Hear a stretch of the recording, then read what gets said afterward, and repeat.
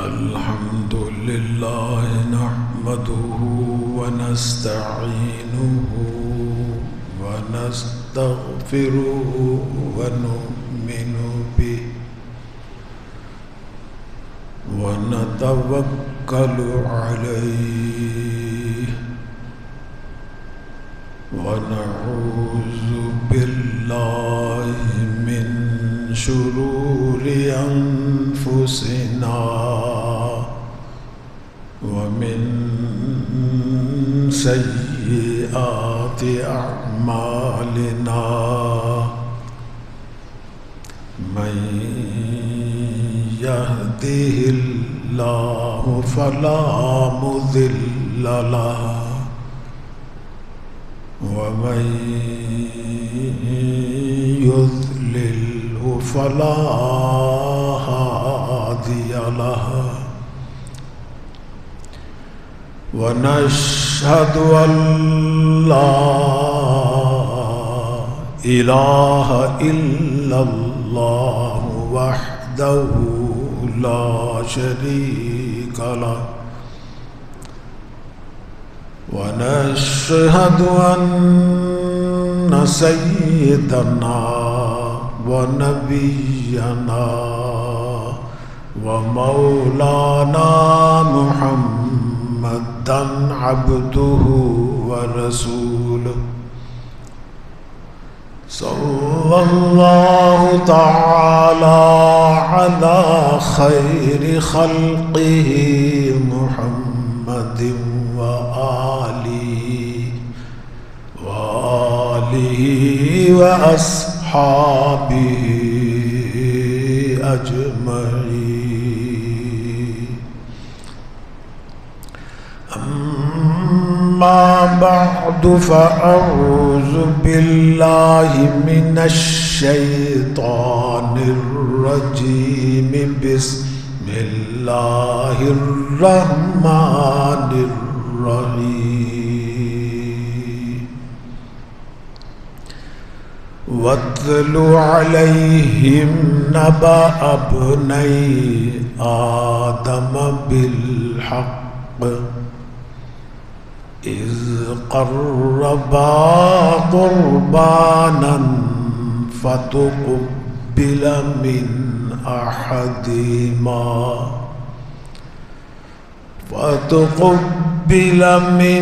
أحدهما ولم يتقبل من الآخر قال لأقتلنك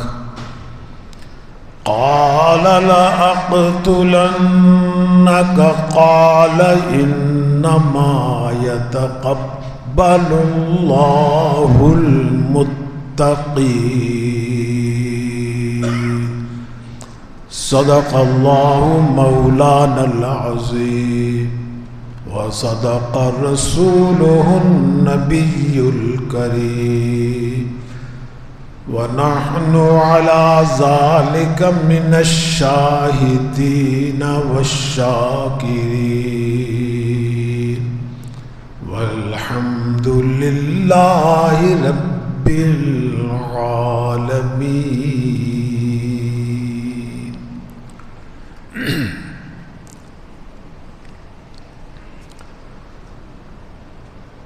بزرگان محترم اور برادران عزیز، سورہ مائدہ کے اس آیت مبارکہ کے بارے میں یہ گوش گزار کیا جا رہا تھا کہ قربانی کی عبادت، خواہ جان کی قربانی ہو خواہ مال کی قربانی،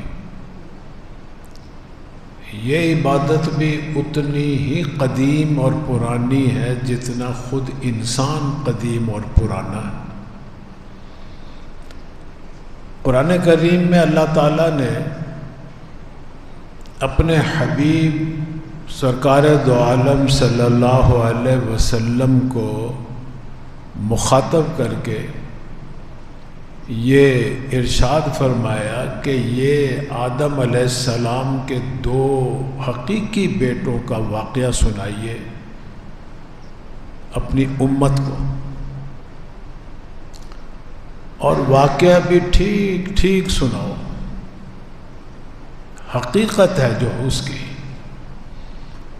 اور پھر اس واقعے سے جو سبق ملتا ہے، جو نصیحت ملتی ہے، وہ بھی ان کو بتلاؤ۔ واقعے کا خلاصہ یہ ہے کہ جب اللہ تعالیٰ نے آدم علیہ السلام اور حوا علیہ السلام کو زمین پر بھیجا تو اللہ تعالیٰ نے اپنی قدرت سے توالد و تناسل کا نظام چلایا یہاں انسانوں کی آبادی بڑھانے کے لیے۔ تو شروع میں آدم علیہ السلام اور حوا علیہ السلام کہ جب اولاد پیدا ہونے لگی تو حوا علیہ السلام کے ایک حمل سے، ایک بطن سے 2 بچے پیدا ہوتے تھے، جڑواں جن کو کہا جاتا ہے۔ آج بھی بہت سے لوگوں کے جڑواں پیدا ہو جاتے ہیں لیکن بہت کم۔ اس دور میں شروع میں ایک بطن سے 2 بچے، ایک لڑکا اور ایک لڑکی، دوسرے حمل سے پھر 2 بچے پیدا ہوتے تھے، ان میں بھی ایک لڑکا ایک لڑکی۔ اللہ تعالیٰ تخلیق کا نظام یہ اللہ کے ہاتھ میں ہے۔ آج بھی آپ دیکھیں گے بہت سے پرندے کے جوڑے ایسے نظر آئیں گے جو 2 انڈے دیتے ہیں اور پھر ان سے 2 بچے نکلتے ہیں، اور ایک مذکر ہوتا ہے ایک مؤنث ہوتا ہے۔ بالکل اسی طرح ابتدائی انسانیت میں بھی اماں حوا علیہ السلام کے حمل سے 2 بچے پیدا ہوتے تھے، ایک لڑکا ہوتا تھا ایک لڑکی۔ آدم علیہ السلام کی شریعت میں یہ جو ایک حمل کے بچے ہوتے تھے یہ تو آپس میں حقیقی بہن بھائی ہوتے تھے، ان کا آپس میں نکاح نہیں ہو سکتا تھا، حقیقی بہن بھائی ہیں۔ لیکن اس دور کی شریعت کی ضرورت کے تحت شریعت میں جب دوسرے حمل کے جو لڑکا اور لڑکی ہوتے تھے وہ آپس میں تو حقیقی بہن ہوتے تھے، لیکن پہلے حمل کے لڑکے اور لڑکی کے ساتھ بھائی بہن تو ہوتے تھے لیکن حقیقی نہیں ہوتے تھے۔ اس لیے آدم علیہ السلام نے یہ حکم دے رکھا تھا کہ ابھی پہلے حمل کا جو لڑکا ہوگا وہ دوسرے حمل کی لڑکی سے شادی کرے گا، اور جو پہلے حمل کی لڑکی ہے وہ دوسرے حمل کے لڑکے سے شادی کرے گی۔ یہ شریعت میں اللہ نے حکم دے رکھا تھا انہیں۔ جب یہ جوان ہوئے دونوں بطنوں کے بچے،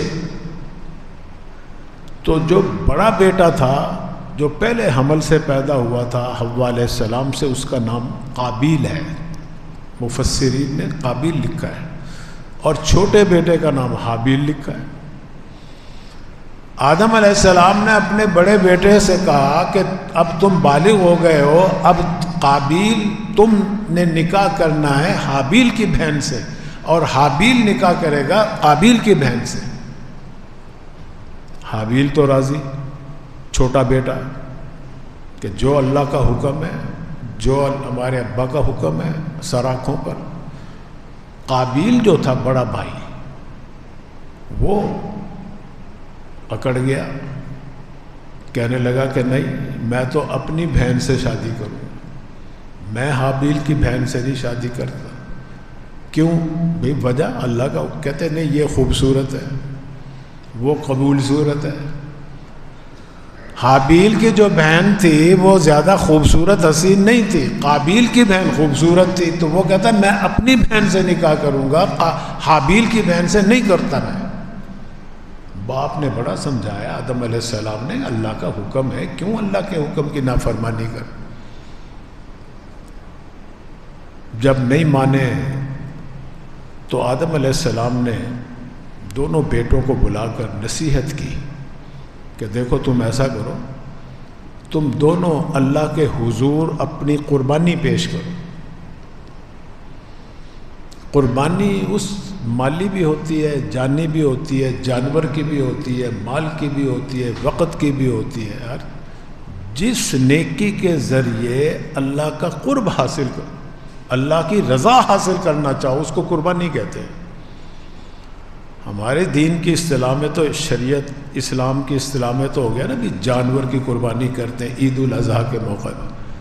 ورنہ جس نیکی کے ذریعے بھی، مال بھی اگر آپ خرچ کرتے ہیں، وقت بھی خرچ کرتے ہیں اللہ کا قرب حاصل کرنے کے لیے، وہ قربانی ہے آپ کی. آدم علیہ السلام نے دونوں بیٹوں کو حکم دیا کہ تم بھی قربانی کرو، تم بھی قربانی کرو. جس کی قربانی اللہ کے ہاں قبول ہو گئی وہ حق پر ہوگا، اس کی بات مان لی جائے گی. دونوں راضی ہو گئے. قابیل جو تھا یہ کاشتکار تھا، کھیتی باڑی کا کام کرتا تھا، فصل اگاتا تھا. اور حابیل جو چھوٹا بھائی تھا وہ مویشی پالتے تھے، گائے، بیل، بھیڑ، بکریاں یہ پالتے تھے. یہ جانور ہم سے بھی پہلے گئے ہیں. ہم انسان جو پیدائش ہوئی نا، انسان کی تخلیق جو ہوئی، یہ سب سے آخر میں ہوئی ہے. یہ بھی یاد رکھیے، یہ ساری کائنات ہم سے پہلے کی ہے. پرند، چرند، درند، پہاڑ، دریا، زمین، آسمان، ستارے، سیارے، سب اللہ نے پہلے پیدا کیا. اب حابیل جو چھوٹا بھائی تھا، اس نے ایک اچھا سا دمبا وہ لے کے ذبح کیا، گوشت بنایا اور پہاڑی کے اوپر بلند جگہ پہ رکھ دیا. اور اس وقت یہ ایک اللہ کا نظام تھا کہ اگر وہ وہاں سے غائب ہو جائے کسی طریقے سے، گوشت یا مال جو بھی چیز ہے وہ سمجھی جاتی تھی کہ اللہ نے اس کو قبول کر لیا. اور اگر وہ دھری کی دھری رہ جائے، پڑی کی پڑی رہ جائے تو سمجھا جاتا تھا کہ یہ اللہ نے قبول نہیں کی، اس لیے یہ یہیں پڑی ہے. حابیل علیہ السلام نے جانور ذبح کیا، دمبا ذبح کیا، گوشت اوپر رکھا. قابیل نے کچھ گندم، کوئی جنس تھی، مفسرین نے گندم لکھا ہے کہ گندم بھی جو ردی قسم کی تھی، گٹیا قسم کی تھی، جو اس کے اپنے استعمال میں نہیں آ سکتی تھی، وہ لا کر اوپر ڈھیر کر دیا. اللہ تعالیٰ نے حابیل کی قربانی قبول کر لی. وہ تاکلہ النار، آگ آئی یا جس طرح کس طرح بھی وہ چیز وہاں سے غائب ہو گئی اور گندم وہاں پڑی کی پڑی رہ گئی. اب آدم علیہ السلام نے کہا کہ دیکھو اللہ نے حابیل کی قربانی قبول کی، اس کا موقف درست ہے، تم غلط ہو، تم شریعت کے خلاف کر رہے ہو، اللہ کے حکم کی نافرمانی کر رہے ہو. اب وہ قابیل پہلے ہی بڑا حسد تھا اسے اپنے بھائی سے، بغض تھا، اس نفرت بھری ہوئی تھی اس کے دل میں. اس کی نفرت اور زیادہ ہوگی کہ یہ تو میری رسوائی ہوگی خاندان کے اندر، کہ حابیل جو چھوٹا ہے مجھ سے وہ اللہ کے ہاں مقبول ہے، وہ اللہ کے ہاں اس کی قربانی قبول ہو گئی اور میری مردود ہو گئی، رد ہو گئی میری. وہ غصے میں آ گئے، کہہ رہے قال لأقتلنک، میں تجھے قتل کروں گا، بدلہ لوں گا تیرے سے، یہ جو میری بے عزتی ہوئی ہے، رسوائی تیری وجہ سے. اب حابیل نے یہ نہیں کہا کہ تو قتل کرے گا تو میں بھی تجھے قتل کر دوں، آ صحیح تو میرے پہ، جیسے آج کل ہوتا ہے بدلے پہ بدلہ پہ.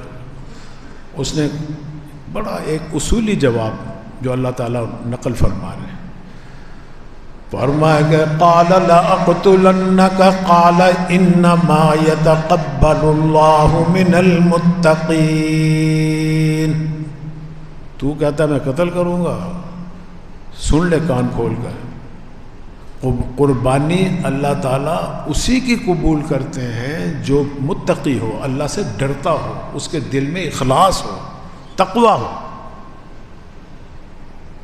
اب دیکھو قرآن کریم چونکہ تاریخ کی کتاب تو ہے نہیں کہ پورا واقعہ اللہ تعالیٰ بیان کرے کہ آگے کیا ہوا، آگے کیا ہوا، نہیں، بس جتنے کہ اللہ نے نصیحت کرنی تھی نا ہمیں اور آپ کو، اتنا واقعہ بیان کر کے پھر آگے اور مضمون شروع کر دیا. اللہ تعالیٰ ہمیں اور آپ کو سبق دینا چاہتے ہیں کہ دیکھو بھئی قربانی اس کی میں قبول کرتا ہوں جس کے دل میں اللہ کا قرب حاصل کرنے کا ارادہ ہوگا، نیت ہوگی، عزم ہوگا، اخلاص ہوگا، ڈرتا ہوگا مجھ سے۔ ہم جو قربانیاں کرتے ہیں عید الاضحیٰ کے موقع پر، اس کے بارے میں بھی قرآن کریم نے جو اصول بیان کیا ہے کہ یہ جو گوشت ہے، پوست ہے، یہ ہڈیاں ہیں، یہ خون ہے، کلیجی گردے ہیں، جو کچھ بھی ہے، یہ نہیں اللہ تعالیٰ کو چمڑے ومڑے نہیں پہنچتے اللہ تعالیٰ۔ بھئی کیا پہنچتا ہے؟ پھر اربوں روپے کی لوگ مسلمان قربانی کرتے ہیں، خربوں روپے کی۔ فرمایا کہ لن ینال اللہ لحومها ولا دماؤها ولکن ینالہ التقوی منکم۔ تقوی کا لفظ آ رہا ہے وہاں بھی کہ وہ تو اللہ تعالیٰ تمہارے دلوں کو دیکھتے ہیں کہ یہ جو جانور کی گردن پہ چھری چلائی ہے، اس کے پیچھے تمہارے دل میں کیا جذبہ ہے؟ اللہ کا حکم ماننے کا ہے، اللہ کا قرب حاصل کرنے کا ہے، قربانی کرنے کا ہے، تو پھر تو قبول ہو جائے گی۔ یہ سارا کا سارا تم استعمال کرو، ہمیں کوئی ضرورت نہیں اس کی، ہم تو دل کے تقوی کو دیکھتے ہیں۔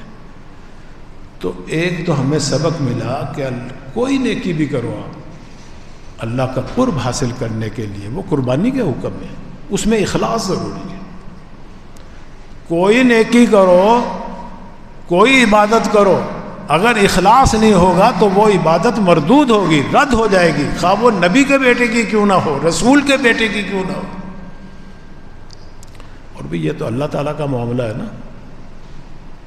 ہم آپس میں بھی اگر دیکھیں نا اپنے معاملات کو بھی، تو اگر کوئی آپ کا دوست آپ کی خدمت میں کوئی ہدیہ پیش کرے، تحفہ پیش کرے، آپ بھی سمجھ جاتے ہیں کہ اس کو کوئی میرے سے مفاد ہے، اس نے کسی مفاد، کسی لالچ کی بنا پر یہ مجھے پیش کیا ہے، آپ کے دل میں اس کی کوئی قدر نہیں ہوگی۔ اگر آپ کو یہ علم ہو جائے کہ نہیں بھی یہ تو بڑا عقیدت مند ہے، میری بڑی عزت کرنے والا ہے، بڑا محبت والا ہے، بڑا مخلص ہے، بے لوث ہے، وہ اگر آپ کو کوئی چیز دے گا نا، آپ کے یہاں بھی اس کی بڑی عزت ہوگی، بہت آپ اس کی حوصلہ افزائی کریں گے۔ دیکھیں ایک واقعہ یاد آ گیا، ایک صاحب اپنے شیخ سے، ان کے دل میں آیا بھی کافی عرصہ ہو گیا، چلو شیخ کی زیارت کرنے چلتے ہیں، ملاقات کرنے چلتے ہیں، کوئی دعا سلام ہو جائے گی ان سے، کوئی میری اصلاح ہو جائے گی۔ اب ارادہ کر لیا انہوں نے، ذرا دور فاصلے پہ رہتے تھے، وہ پیدل ہی چل پڑے، غریب آدمی تھے بڑے مخلص، راستے میں جا رہے ہیں، خیال آیا کہ اتنے عرصے کے بعد میں اپنے شیخ کی زیارت کروں گا تو کوئی ہدیہ بھی لے کے جانا چاہیے، ان کی خدمت میں کوئی تحفہ بھی پیش کرنا چاہیے۔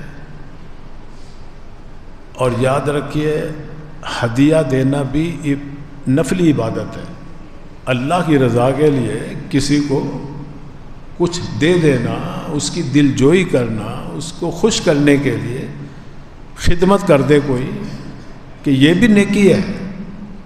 اللہ کے نبی کا فرمان ہے آپس میں ایک دوسرے کو ہدیہ دیا کرو، محبت بڑھتی ہے اس سے، لیکن ہے یہ نفلی عبادت، کوئی ضروری نہیں۔ اگر تمہارے میں استطاعت ہے تو اپنے دوست کو ہدیہ دے دو، نہیں استطاعت ہے تو کوئی گناہ نہیں۔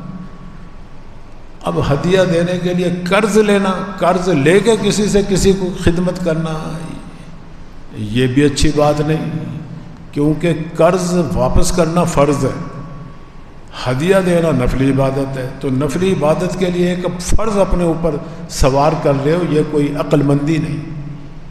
ہاں اگر کوئی صاحب استطاعت ہے اور اسے پتہ ہے کہ میں قرض اتار سکتا ہوں تو اس کے لیے ٹھیک ہے، وہ نفلی عبادت کر لے۔ جیسے ہم قربانی کے دنوں میں مسئلہ بتلاتے ہیں کہ کوئی ایسا آدمی جس پہ قربانی واجب نہیں ہے لیکن وہ خواہش رکھتا ہے کہ میں یہ نفلی عبادت کروں، میں کیوں ثواب سے محروم رہوں، میں بھی ثواب لینا چاہتا ہوں، تو اسے شریعت منع نہیں کرتی۔ اگر اس میں استطاعت نہیں ہے، وہ قرض لے کر بھی قربانی کر سکتا ہے، شریعت کہتی کر لے قربانی، لے ثواب تو، شرط یہ ہے کہ اتارنے کی اس میں استطاعت ہو. بھی چلو اب میرے پاس پیسے نہیں ہیں، مہینے کے بعد تنخواہ آ جائے گی یا کہیں سے مجھے پیسے ملنے ہیں، میں اس کا قرضہ اتار دوں گا. ایسے شخص کو اجازت ہے، وہ قربانی کے دنوں میں نفلی قربانی کر سکتا ہے، ثواب لے سکتا ہے، حاجیوں کے ساتھ مشابہت کر سکتا ہے. بہرحال اس شخص کے دل میں یہ خیال آیا کہ کافی عرصے کے بعد میں اپنے شیخ کے پاس جا رہا ہوں، کیوں نہ میں کوئی ہدیہ لے کر جاؤں. اب پاس کوئی پیسہ نہیں ہے، کچھ نہیں ہے، غریب آدمی ہے، مفلس آدمی. دل میں خیال آیا کہ یہ راستے میں جو جاؤں گا نا، راستے میں کوئی چھٹی نظر آ گئی، کوئی گھاس پھوس نظر آ گئے، کوئی پتے نظر آ گئے، تو یہ میں جمع کرتا رہوں گا. جب یہ گٹھڑ بن جائے گا تو میں یہی گٹھڑ سر پہ رکھ کر لے جا کر اپنے شیخ کی خدمت میں پیش کر دوں گا. چلو کچھ دن چولہا میں ایندھن کے طور پہ جلا لیں گے وہ. اس نے ایسے ہی کیا، ایک ایک تنکا اٹھا رہا ہے، جوں جا رہا ہے، کہیں سے گھاس مل رہی ہے، کہیں سے چھٹی مل رہی ہے، کہیں سے نرکل مل رہا ہے، کوئی کانا مل رہا ہے. اچھا بھلا گٹھڑ بنا لیا اس نے، گٹھڑ بنا کے اس نے سر پہ رکھ لیا. جا رہا ہے اپنے شیخ کی خدمت میں. جب حاضر ہوا، باہر گٹھڑ رکھ دیا، اندر گیا، دعا سلام حال احوال لیا، پھر اجازت لی کہ حضرت اجازت ہو تو میں آپ کی خدمت میں کوئی ہدیہ پیش کر سکتا ہوں. انہوں نے کہا جی ضرور. ہدیہ قبول کرنا بھی سنت ہے، دینا بھی، ہدیہ دینا بھی مستحب ہے. تو وہ باہر گئے اور جا کر وہ گھاس کا ایک گٹھڑ لا کر ان کے پاس رکھ دیا. اب دیکھو آج کا کوئی پیر ہوتا تو وہ دھکے دے کے باہر نکال دیتا اسے کہ یہ ہدیہ لے کے آئے میرے، کہ اس کو اگر بیچیں بھی تو 2 ٹکے بھی نہ مل سکیں، کیا جنگل میں سے اٹھا کے کوڑا کرکٹ کا ڈھیر لے آئے میرے پاس. لیکن انہوں نے ایسی بات نہیں کی. وہ بھی اللہ والے تھے، وہ بھی اللہ کے ولی تھے، انہیں بھی کشف ہو جاتا تھا. انہوں نے وہ گٹھڑ دونوں ہاتھوں سے قبول کیا، قبول کر کے اپنے پاس رکھا. اپنے خادم کو بلایا، خادم سے کہا کہ اس کو اٹھاؤ، اٹھا کر میرے گھر رکھ کے آؤ، اور گھر والوں سے کہہ دینا کہ اس کو چولہے میں نہیں جلانا، اس پہ ہنڈیا نہیں پکانی، اس پہ توا چڑھا کے روٹی نہیں پکانی، اس کو سنبھال کے رکھو. جس دن میرا انتقال ہو جائے، جس پانی سے مجھے غسل دیا جائے گا، اس پانی کو اس ایندھن سے گرم کرنا. جس اخلاق، جس عقیدت اور محبت سے یہ لے کر آیا، مجھے اللہ پر پورا یقین ہے کہ وہ اس اخلاص کی برکت سے میری نجات عطا فرما دے گی. یہ ہے اخلاص کی قدر اللہ والوں کے ہاں بھی. اور بھی اللہ تو کسی کو شریک ہی نہیں کرتے اپنے ساتھ کسی عبادت میں بھی. اللہ تو بڑے غیور غیرت کے مالک ہیں. تو اللہ اخلاص کی بڑی قدر کرتے ہیں. خالص اللہ کے لیے کوئی قربانی ہو تو قربانی کا درجہ بھی اس وقت بہت بڑھ جاتا ہے، اونچا بلند ہو جاتا ہے، جب اس کی پیچھے غرض صحیح ہو، اخلاص صحیح ہو.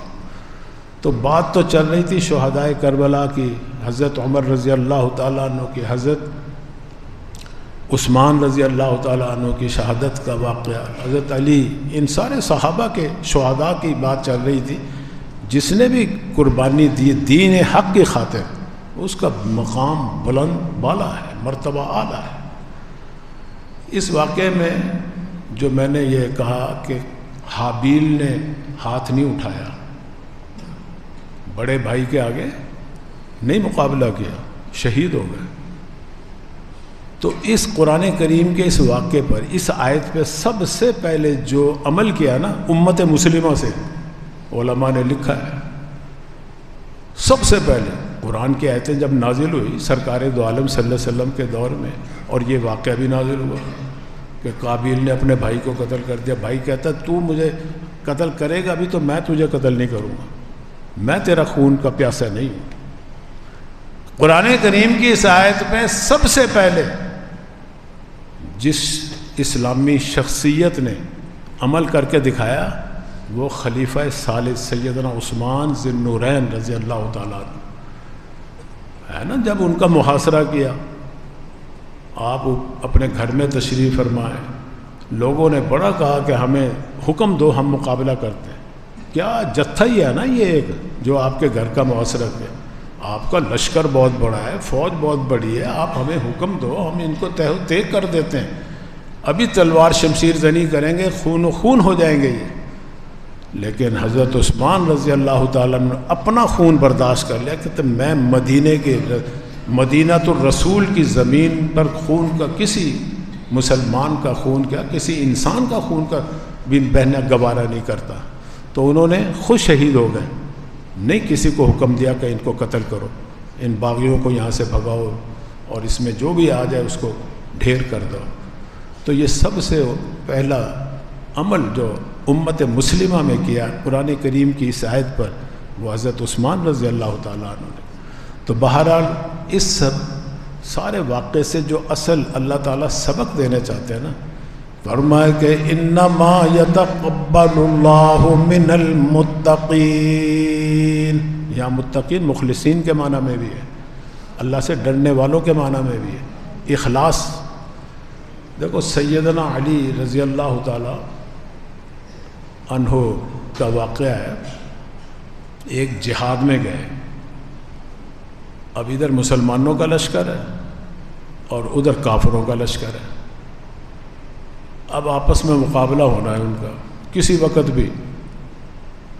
لیکن وہ جو کافروں کا جو تھا کمانڈر، اس نے مسلمانوں کے امیر لشکر سے کہا بجائے اس کے کہ ہم ایک دوسرے کا خون بہائیں، بہت سی جانیں ضائع ہو جائیں گی، آپ ایسا کریں ایک پہلوان آپ نکال لیں میدان میں، ایک ہم نکالتے ہیں، ان کی کراتے ہیں کشتی، اور جو کشتی میں جیت جائے گا نا بس اس کا لشکر فاتح سمجھا جائے گا، کامیاب سمجھا جائے گا. امیر لشکر بھی اس پہ راضی ہو گئے.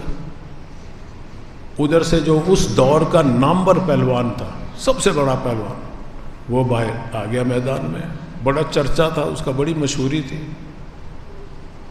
ادھر سے امیر لشکر کی نظر پڑی سیدنا علی رضی اللہ تعالیٰ عنہ، آپ بھی پہلوانی کے ماہر تھے، آپ چلے گئے. ان کو کہا گیا بھی آپ مقابلہ کر سکتے ہیں، کریں. اب دونوں کی کشتی ہو رہی ہے. کشتی کافی دیر تک ہوتی رہی. حضرت علی رضی اللہ تعالیٰ عنہ نے ایسا داؤ لگایا کہ کافر پہلوان کو چت کر دیا اور سینے پہ چڑھ کے بیٹھ گئے.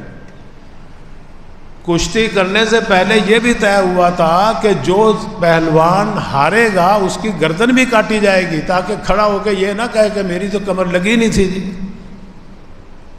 تو فیصلہ کن یہ کشتی کے لیے ضروری ہے کہ جو فاتح ہوگا وہ اس کا سر بھی کاٹے گا. اب حضرت علی نے زیر کر دیا، سینے پہ چڑھ کے بیٹھ گئے. فرمایا کہ لاؤ بھی میری تلوار، لاؤ میری شمشیر. اب وہ شمشیر لینے گئے.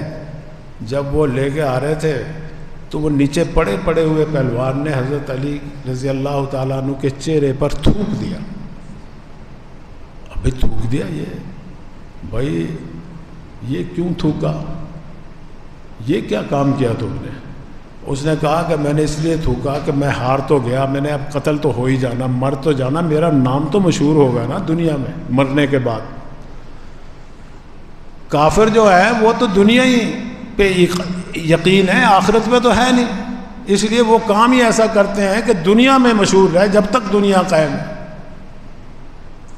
اب وہ جناب جب تھوکا تو اس نے، حضرت علی نے جب پوچھا تو یہ وجہ بتائی کہ میں اس لیے تو لوگ کہیں گے یہ وہ پہلوان تھا جس نے حضرت علی کے منہ پہ تھوکا، نیچے پڑے ہارتے بھی تھوک دیا. دیکھو حضرت علی کو جب تلوار دی گئی تو انہوں نے کہا کہ نہیں، اس کو نیام میں رکھ دو، اور اسے چھوڑ دیا. اٹھ کے کھڑے ہو گئے. اب وہ بڑا پریشان، سارا لشکر حیران کہ لو بھی حضرت علی کے ہاتھ میں تلوار بھی تھی اور یہ قابو میں بھی تھا، اب اس کی گردن کاٹنی تھی، کیوں نہیں کاٹ رہے، کیا وجہ؟ تو حضرت علی سے جب پوچھا گیا تو مولانا روم رحمۃ اللہ علیہ نے ان کا جواب اس شعر کے اندر نقل کیا. فرمائے کہ شعر حقم نیستم شعر ہوا. وہ نیچے پڑا کہہ رہا ہے تو تو اسد اللہ ہے، اللہ کا شعر ہے، پھر کیوں نہیں مجھے قتل کر رہا ہے؟ کیا بزدلی کر رہا ہے؟ کیا وجہ بن گئی؟ کیا رکاوٹ آ گئی؟ تو آپ پھر جواب کیا دے رہے ہیں؟ فرمائے کہ شعر حقم نیستم شعر ہوا. میں اللہ کا شعر تو ہوں، اسد اللہ تو ہوں، لیکن اپنے نفس کا شعر نہیں ہے. فرمائے کہ شعر حقم نیستم شعر ہوا. شعر حقم نیستم شعر ہوا، فعل من بر دین من باشد گواہ. میرے اس فعل کے اوپر میرا دین گواہ ہے، کیونکہ کل قیامت کے دن اگر میں اللہ کے حضور حاضر ہوں گا تو اللہ تعالیٰ مجھے پوچھیں گے کہ تو نے اس کو جو قتل کیا تھا میری رضا کے لیے قتل کیا تھا؟ نہیں، وہ تو اس نے تیرے منہ پہ تھوکا، تیرے سینے میں انتقام کی آگ بھڑکی، تب تو نے قتل کیا. میں نہیں چاہتا کہ تجھے قتل کروں اور اس میں میرا غصہ بھی شامل ہو. میں تو تجھے صرف اللہ کی رضا کی خاطر، جہاد فی سبیل اللہ کی خاطر قتل کرنا چاہتا تھا. اب تو نے جب تھوکا تو میرے نفس کے اندر غصہ آ گیا. میں ملاوٹ والا عمل اللہ کے حضور نہیں پیش کر سکتا. دیکھو اتنا اخلاص تھا ان حضرات کے اندر.